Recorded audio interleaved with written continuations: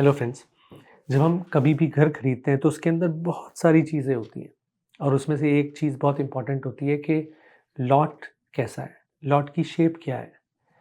बहुत तरह के लॉट्स होते हैं। आज हम इस ब्लॉग में डिस्कस करेंगे कि वो किन किन तरह के लॉट्स होते हैं और घर खरीदते हुए कोई रियल एस्टेट की ट्रांजैक्शन परचेज करते हुए तो हमें क्या ध्यान रखना चाहिए। आइए चलते हैं।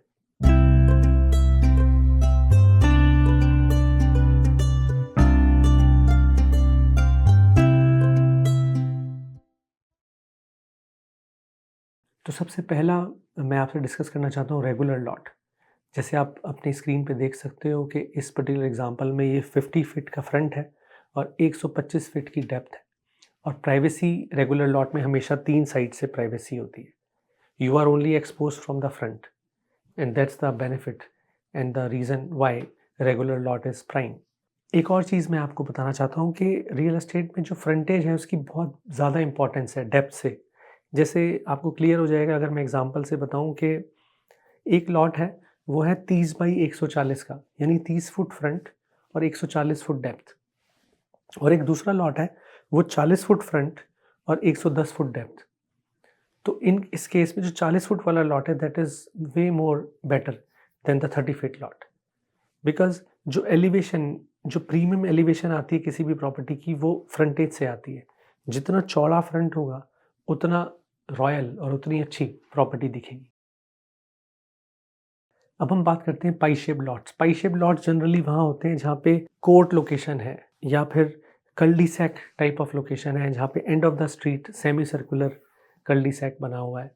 उन केसेस में क्योंकि कर्व ले रही है स्ट्रीट, तो वहाँ पर आप देखोगे कि आगे से नैरो है लॉट और पीछे से जो है बहुत चौड़ा है।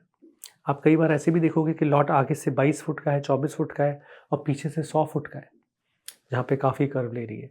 तो उस केसेस में पीछे बहुत जगह मिल जाती है to create a pool, to create a fire pit, to create a gazebo, you name it, because there is so much space in the back. इन सब लॉट्स के अंदर आगे नैरो होते हैं, उसका जो डाउन साइड है। But it's all about, it's a very subjective thing. अगर आपको पीछे बैकयार्ड आउटडोर्स के कोई फैमिली है जिसकी सारी मोस्टली आउटडोर्स में बहुत एक्टिविटी करते हैं वो लोग, तो उन लोगों के लिए बिग टाइम काम करती हैं पाई शेप लॉट्स। जैसे आप अपने एग्जांपल अपनी स्क्रीन में देख सकते हो कि यहाँ पर फ्रंटेज 27 फुट है और पीछे से ये 80 फुट हो जाता है और एक तरफ से डेप्थ 151 फुट है और दूसरी तरफ से हम देख सकते हैं 172 फीट है। इससे ठीक उल्टा होता है रिवर्स पाई लॉट। रिवर्स पाई लॉट में वो आगे से बहुत चौड़े होते हैं और पीछे से वो स्क्यूड होते हैं। जैसे आप अपने इस एग्जांपल में देख सकते हो कि आगे से फ्रंटेज 97 फीट है और पीछे से वो 26 फुट है।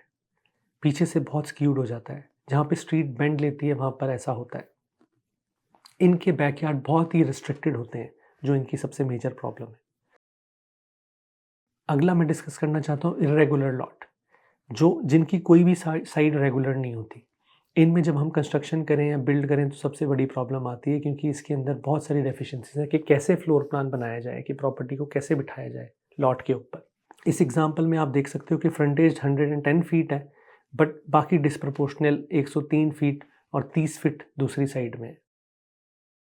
ठीक इसी तरह ट्रायंगुलर लॉट्स भी बहुत ही इरेगुलर होते हैं और रिस्ट्रिक्टेड होते हैं हर एक लिहाज से। मेरी पिक इन सारे लॉट्स में है रेक्टेंगुलर लॉट, जिसको हम रेगुलर लॉट भी बोलते हैं, which is covered on both sides and it works very well. We will continue our discussion on lot outlooks अगले एपिसोड में. So I will see you soon.